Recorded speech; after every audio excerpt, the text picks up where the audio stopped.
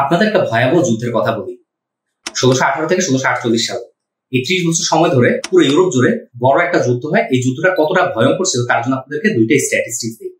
প্রথমটা হচ্ছে এই যুদ্ধের ফলে প্রায় 8 মিলিয়ন বা 80 লাখের বেশি মানুষ মারা যায়।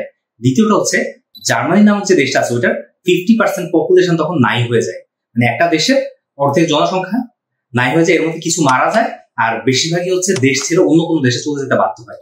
এই যে যুদ্ধটা হয় এটা কিন্তু দুইটা দেশের মধ্যে যুদ্ধ না, এটা দুইটা ধর্মের মধ্যেও যুদ্ধ না, এটা একটা ধর্মযুদ্ধ। বাট এমন না যে বিষয়টা মুসলিম হিন্দুদের মধ্যে হয়েছে বা বৌদ্ধ খ্রিস্টানদের মধ্যে কোনো দাঙ্গা হয়েছে, এরকম না। খ্রিস্টান ধর্মের দুইটা অংশ অর্থাৎ ক্যাথলিক খ্রিস্টান এবং প্রোটেস্ট্যান্ট খ্রিস্টানরা নিজেদের মধ্যে মারামারি করে এবং এরকম ভয়ঙ্কর রক্তপাত তারা ঘটায়। প্রশ্ন হচ্ছে এই ক্যাথলিক এবং প্রোটেস্ট্যান্টের যে ভেদাভেদ তার পেছনের ইতিহাসটা কি, তাদের মধ্যে আসলে কি ধরনের পার্থক্য ছিল। আসসালামু আলাইকুম সবাইকে, সজল আছি আপনাদের সঙ্গে। আর আজকে আমি আপনাদের সঙ্গে কথা বলবো মূলত এই ক্যাথলিক এবং প্রোটেস্ট্যান্ট খ্রিস্টানদের যে দ্বন্দ্ব, তার ইতিহাস এবং তাদের মধ্যকার যে পার্থক্য আছে ওই বিষয়গুলো নিয়ে। চলেন শুরু করা যায়। তো প্রথমে আসি ইতিহাসটা নিয়ে। এই ইতিহাসটা শুরু হয় মূলত 1517 সালে। 1517 সালে জার্মানির উইটেনবার্গ বিশ্ববিদ্যালয়ের একজন ধর্মযাজক প্লাস উনি একজন ধর্মবিদ্যার যে প্রফেসর উইটেনবার্গ বিশ্ববিদ্যালয়ে সেটাও ছিলেন। তো এই মার্টিন লুথার এই ভদ্রলোক একটা বই প্রকাশ করেন, বইটার নাম 95 থিসিস। এই বইটাতে সামাজিক এবং রাজনৈতিক অনেক সমস্যা নিয়ে উনি কথা বলেন। তার মধ্যে একটা গুরুত্বপূর্ণ জিনিস ছিল যে রোমান ক্যাথলিক খ্রিস্টান ধর্মে যে ট্রেডিশনাল সমস্যাগুলি আছে ওই সমস্যাগুলি নিয়ে। তার আগে একটু বলে রাখি যে খ্রিস্টানদের মধ্যে ভেদাভেদ কিন্তু যিশু মৃত্যুর পর থেকেই আছে, বিভিন্ন দল উপদলে তারা বিভিন্নভাবে বিভক্ত ছিল। সমস্যাটা হলো যে এর মধ্যে রোমান ক্যাথলিক বা ট্রেডিশনালি আমরা যাদেরকে খ্রিস্টান হিসেবে চিনি তাদেরকে বাদ দিলে বাকি যে গ্রুপগুলি ছিল এরা খুবই ছোট ছোট গ্রুপ ছিল, হয়তো 5000-10,000 মানুষের। যিশুর মৃত্যুর প্রায় 1500 বছর পর্যন্ত বড় অংশ যে খ্রিস্টান তারা একটা নির্দিষ্ট দলের অংশ ছিল, সেটা হচ্ছে রোমান ক্যাথলিক খ্রিস্টান যারা তারা। ঠিক যিশুর মৃত্যুর প্রায় 1500 বছর পরে জার্মানির উইটেনবার্গে 95 থিসিস প্রকাশিত হওয়ার মাধ্যমে খ্রিস্টান ধর্ম একটা ধাক্কা খায়। এই ধাক্কার কারণটা হচ্ছে ট্রেডিশনাল যে খ্রিস্টান ধর্ম আছে অর্থাৎ রোমান ক্যাথলিক খ্রিস্টান, এদের বিভিন্ন অসঙ্গতি নিয়ে আসলে এই বইতে ওই মার্টিন লুথার কথা বলে। তো এই মার্টিন লুথার যে ট্রেডিশনাল যে খ্রিস্টীয় ধর্মের যে ভুলগুলি ধরে তার মধ্যে 3টা গুরুত্বপূর্ণ ভুল আপনাদেরকে বলি, যেটা নিয়ে খুব বড় ধরনের প্রবলেম ছিল। প্রথমটা হচ্ছে যে বাইবেল তৎকালীন সময়ে লাতিন ভাষায় লেখা ছিল এবং লাতিন যদি আপনি না জানতেন অর্থাৎ আপনি যদি চার্চের কোনো পাদ্রী বা গির্জার কোনো যাজক না হতেন তাহলে আপনি বাইবেল পড়ার অধিকার আপনার ছিল না, কারণ এটা লাতিন ভাষায় লেখা।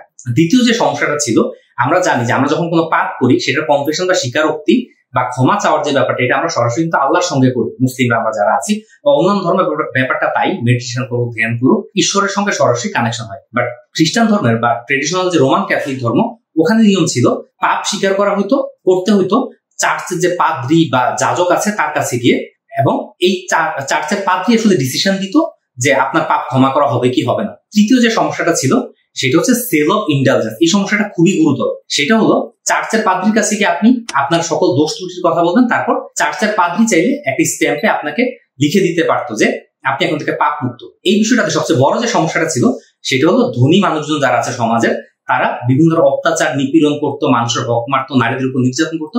তারপর এসে দেখা যেত যে পাদ্রীর কাছে ক্ষমা চাইতো, তারপর পাদ্রী একটা সার্টিফিকেট লিখে যে এই লোক স্বর্গে যাবে, একে আর কেউ কিছু বলতে পারবে না। তো এই যে এই অসঙ্গতিগুলিকে খুব সুন্দরভাবে বুঝায় মার্টিন লুথার তার 95 থিসিস বইতে তুলে ধরেন এবং তার এই বইয়ে যে অসঙ্গতিগুলির কথা বলেন এটা তৎকালীন জার্মানির তরুণ প্রজন্ম যারা আছে ইয়াংদের মধ্যে ব্যাপক আলোড়ন তৈরি করে এবং তারাও বুঝতে পারে যে ট্রেডিশনাল যে খ্রিস্টান ধর্ম তারা মেনে আসতেছে এইটাতে অনেক ধরনের অসঙ্গতি আছে, বা ভ্যাটিকানের যে চার্চ আছে বা ওভারঅল রোমান ক্যাথলিক যে চার্চ গুলো আছে এগুলো আসলে দুর্নীতিগ্রস্ত এবং যিশুর সঠিক শিক্ষা থেকে তারা সরে যাচ্ছে। তো এইটা আস্তে আস্তে জনপ্রিয়তা লাভ করে বিশেষ করে ধনীদের মধ্যে। যদিও এই জার্মানিতে জিনিসটা শুরু হয় তবে এটা খুব ছোট আকার ছিল, অর্থাৎ একদম এলিট ক্লাসের যে ধনী যুবকরা আছে যুবতীরা আছে তাদের মধ্যে এটা সীমাবদ্ধ ছিল। এটা অনেক বড় আকারে ইউরোপে প্রকাশ ঘটাইতে অর্থাৎ প্রোটেস্ট্যান্ট নিজেদের বিস্তার ঘটাইতে আরো প্রায় 10 বছর সময় লাগে। এই ঘটনাটা ঘটে 1527 সালে। 1527 সালে ইংল্যান্ডের রাজা হেনরি VIII, ওনার ওয়াইফ ছিলেন আবার ক্যাথরিন অফ অ্যারাগন, যিনি আবার স্পেনের রাজকন্যাও ছিলেন। তো উনি চান যে ওনার ওয়াইফ ক্যাথরিন অফ অ্যারাগনকে উনি ডিভোর্স দিবেন। ইন্টারেস্টিংলি তৎকালীন খ্রিস্ট ধর্মের নিয়ম অনুযায়ী আপনি 2 বিয়েও করতে পারবেন না, আবার কাউকে ডিভোর্সও দিতে পারবেন না, কারণ তাদের বিয়ে মানে আপনি বিয়ে করছেন মানে আজীবন জন্য করছেন। এখন এই ক্যাথরিন অফ অ্যারাগন যে রানী ছিলেন ওনার একটা সমস্যা ছিল যে ওনার কোনো পুত্র সন্তান ছিল না, ওনার জাস্ট যে কয়জন সন্তান ছিল সবাই নারী ছিল, বাট রাজা চাচ্ছিলেন তার একজন উত্তরাধিকার থাকুক বা পুত্র সন্তান থাকুক। এই জন্য রাজা হেনরি VIII তৎকালীন যে ভ্যাটিকানের পোপ ছিলেন তার কাছে একটা চিঠি লিখেন। চিঠিতে বলেন যে আমার যেহেতু পুত্র সন্তান নাই, তাই আমি আরেকটা বিয়ে করতে চাই। উনি বিয়ে করতে চাচ্ছিলেন আন্নে বুলিয়ান নামক এক ভদ্র মহিলাকে। তো এখন এই যেই কথাটা আপনাদেরকে আগেই বললাম যে খ্রিস্ট ধর্মে আপনি আসলে ডিভোর্স বা তালাক দিতে পারবেন না, বাট যদি আপনার স্ত্রীর বিরুদ্ধে কোনো গুরুতর অসদাচরণের অভিযোগ পাওয়া যায়, উনি পরকীয়া করছেন, উনি কোনো গুরুতর অন্যায় করছেন, তখন চার্চ যেটা করতো ডিভোর্স না, এটাকে বলে অ্যানিউলমেন্ট, অর্থাৎ বিয়েটাকে বাতিল বা রদ করতে পারতো। তো এখন ভ্যাটিকানের পোপ যখন এই চিঠিটা পান তখনই দেখেন যে আসলে উনি পুত্র সন্তানের মা হইতে পারতেছেন, এটা তো কোনো অপরাধ হইতে পারে না, এবং এই জন্য তো আসলে একটা বিয়েকে অ্যানিউলমেন্ট বা রদ করা যায় না। ওই জন্য উনি এই বিয়েটাকে বাতিল করতে অস্বীকৃতি জানান এবং বলেন যে ওনাকে নিয়ে সংসার করতে। এতে রাজা হেনরি চরম ভাবে খেপে যান এবং তিনি পোপকে বা এই ট্রেডিশনাল যে রোমান ক্যাথলিক খ্রিস্টান আছে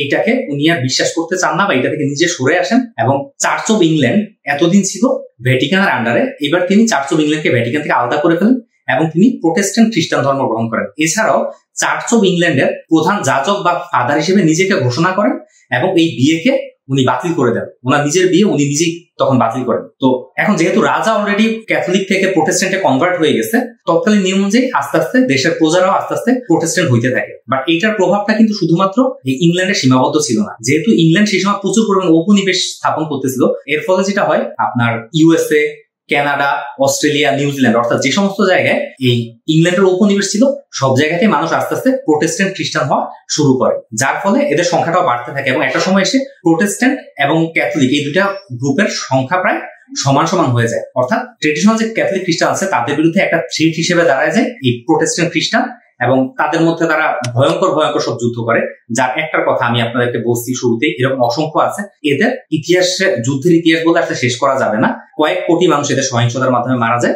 আমার আজকের উদ্দেশ্য ছিল যে ওদের পার্থক্য বা এই বিভাজনটা কোথায় শুরু হয় এটা সম্পর্কে আপনাদের একটা ধারণা দেয়া।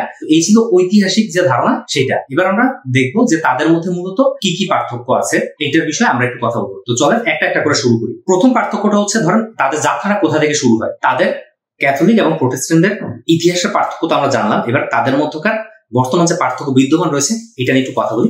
ক্যাথলিক এবং খ্রিস্টানদের মধ্যে যে প্রধান পার্থক্য আমরা প্রথমটা হচ্ছে তাদের যাত্রার ইতিহাস। ক্যাথলিক খ্রিস্টান ধর্মের যাত্রা শুরু হয় 33 খ্রিস্টাব্দে অর্থাৎ যিশুর মৃত্যুর প্রায় পর ইতালির রোম শহরে। অন্যদিকে প্রোটেস্ট্যান্ট খ্রিস্টান যারা তাদের যাত্রা শুরু হয় জার্মানির উটেনবার্গ শহরে 1517 সালে। অর্থাৎ প্রোটেস্ট্যান্ট খ্রিস্টানদের যাত্রা শুরু হয় ক্যাথলিক খ্রিস্টানদের প্রায় 1500 বছর পর। তারপরে যে পার্থক্য সেটা হচ্ছে ফাউন্ডিং ফাদার, অর্থাৎ কার হাত ধরে ধর্মটা যাত্রা শুরু হয়। ক্যাথলিকদের যাত্রা শুরু হয় সেন্ট পিটারের হাত ধরে, অন্যদিকে প্রোটেস্ট্যান্টদের যাত্রা শুরু হয় মার্টিন লুথার, যিনি হচ্ছেন জার্মানির উটেনবার্গ শহরের উটেনবার্গ বিশ্ববিদ্যালয়ের ধর্মতত্ত্বের একজন প্রফেসর ছিলেন। তারপরে পার্থক্য হচ্ছে সিম্বল বা প্রতীক নিয়ে। ক্যাথলিকদের প্রতীক হচ্ছে একটা ক্রস প্লাসের মতন যেটা আমরা দেখি, প্লাস ওইটার মধ্যে যিশুর মূর্তি। অন্যদিকে প্রোটেস্ট্যান্টদের প্রতীক হচ্ছে শুধুমাত্র ওই ক্রসটা প্লাসের মতন যেটা ওইটা। তারপর পার্থক্যটা হচ্ছে বাইবেল নিয়ে। প্রোটেস্ট্যান্টদের যে বাইবেল ওইখানে বই আছে 66টা, অন্যদিকে ক্যাথলিকদের যে বাইবেল সেখানে বই আছে 73টা। অর্থাৎ প্রোটেস্ট্যান্ট বাইবেলে 7টা বই কম আছে। প্রোটেস্ট্যান্টরা মনে করে যে ক্যাথলিক বাইবেলে 7টা বই দুর্নীতি বা অন্য কোনো কারণে এটার মধ্যে অনুপ্রবেশ ঘটছে, যেটা আসলে কোনোভাবেই সঠিক না। তারপরের পার্থক্যটা হচ্ছে লিডার বা চার্চের যে পাদ্রী তাদেরকে নিয়ে। চার্চের পাদ্রীদেরকে বা ধর্মযাজকদেরকে ক্যাথলিকরা বলে ফাদার, অন্যদিকে প্রোটেস্ট্যান্টরা বলে প্যাস্টর। তারপরে পার্থক্য হচ্ছে কনফেশন বা পাপের স্বীকারোক্তি নিয়ে। প্রোটেস্ট্যান্টরা বিশ্বাস করে যে পাপের স্বীকারোক্তি একমাত্র ঈশ্বর বা প্রভু আছে যে তার কাছেই করা যায়। অন্যদিকে ক্যাথলিকরা বিশ্বাস করে যে পাপের স্বীকারোক্তি করতে হয় চার্চের ফাদার বা পোপ যে আছে তার কাছে। তারপরে পার্থক্যটা হচ্ছে মৃত্যু পরবর্তী জীবন নিয়ে। প্রোটেস্ট্যান্টরা বিশ্বাস করে যে মৃত্যুর পরে আপনি শুধুমাত্র দুইটা গন্তব্য হইতে পারে, একটা হচ্ছে আপনি ভালো হলে হেভেনে যাবেন বা স্বর্গে যাবেন, আর যদি আপনি পাপী হয়ে থাকেন তার মানে হচ্ছে আপনি হেল বা নরকে যাবেন। অন্যদিকে ক্যাথলিকরা বিশ্বাস করে আপনার মৃত্যুর পর 3টা পরিণতি হইতে পারে। প্রথমটা হচ্ছে আপনি হয় ভালো কাজ, একদম ভালো কাজ করলে হেভেন বা স্বর্গে যাবেন। দ্বিতীয়টা হচ্ছে যদি আপনি খুব খারাপ হয়ে থাকেন, খুব বেশি পাপ করেন, তাহলে আপনি নরকে যাবেন। তারপরে আরেকটা স্টেট আছে, ওইটাকে ওরা বলে পার্গেটরি। এটা হচ্ছে স্বর্গ এবং নরকের মধ্যবর্তী একটা স্থান, যেটার মধ্যে থাকবে এমন সব মানুষ যারা পৃথিবীতে হয়তো অল্প কিছু পাপ করছে, তাদেরকে ডিরেক্ট স্বর্গে পাঠানো যাচ্ছে না, তাদেরকে কিছু শাস্তি দিয়ে তারপর হচ্ছে নরক থেকে স্বর্গে পাঠানো হবে। তো এক্স্যাক্টলি এই জিনিসটা কিন্তু ইসলাম ধর্ম আছে। ওই জিনিসটাকে বলে আরাফ। আরাফ মানে হচ্ছে বেহেশত এবং দোজখের মধ্যবর্তী স্থান, যেটাকে খ্রিস্টানরা বলে পার্গেটরি। তারপরের যে পার্থক্যটা সেটা হচ্ছে ব্যাপটিজম নিয়ে। ব্যাপটিজম বলতে আমরা যেমন বাচ্চাদের আকিকা করাই, ওরা হচ্ছে ব্যাপটাইজ করায়। তো এই ব্যাপটিজমটা বা ব্যাপটাইজ করাটা ক্যাথলিকরা করে একদম জন্মের পরপর ইনফ্যান্ট অবস্থায়। অন্যদিকে প্রোটেস্ট্যান্টরা এই ব্যাপটিজমটা করে মানুষ প্রাপ্তবয়স্ক বা বড় হওয়ার পরে। তারপরের পার্থক্য হচ্ছে ফলোয়ার নিয়ে। পুরো পৃথিবী জুড়ে ক্যাথলিকদের ফলোয়ার আছে 1.3 বিলিয়ন বা 130 কোটির মতন, অন্যদিকে প্রোটেস্ট্যান্টদের ফলোয়ার আছে 1 বিলিয়ন বা 100 কোটির মতন। তারপরে পার্থক্য যেটা সেটা হচ্ছে ভাষাগত পার্থক্য। আপনি যদি প্রোটেস্ট্যান্ট হন তাহলে আপনি যে কোনো ভাষায় আপনার মতন করে ইবাদত বান্দেগী করতে পারবেন বা প্রভুর কাছে প্রার্থনা করতে পারবেন। অন্যদিকে আপনি যদি ক্যাথলিক হন তাহলে আপনাকে প্রার্থনা করতে হবে শুধুমাত্র লাতিন ল্যাঙ্গুয়েজে, কারণ বাইবেল মূলত লাতিনে লেখা, অর্থাৎ রোমান ক্যাথলিকরা যে বাইবেলে বিশ্বাস করে সেটা হচ্ছে লাতিনে লেখা, তার মানে আপনাকে লাতিনি জানতে হবে। তো এই ছিল মূলত প্রোটেস্ট্যান্ট এবং ক্যাথলিকদের মধ্যে মেজর পার্থক্য। আমার উদ্দেশ্য ছিল ক্যাথলিক এবং প্রোটেস্ট্যান্টের মধ্যে কি পার্থক্য আছে, তাদের এই যে দ্বন্দ্ব বা সংঘাতের ইতিহাস কোথা থেকে শুরু, এই সম্পর্কে আপনার একটা ধারণা দেয়া। আশা করছি আপনার ভিডিওটা ভালো লাগছে। যদি ভালো লেগে থাকে তাহলে অবশ্যই আমার চ্যানেলটা সাবস্ক্রাইব করবেন, বেশি বেশি শেয়ার করবেন। আর পরবর্তী ভিডিও আপনারা হয়তো অন্য কোনো টপিকে পাবেন, আপনারা সেই অপেক্ষায় থাকুন। ভালো থাকবেন সবাই, টাটা।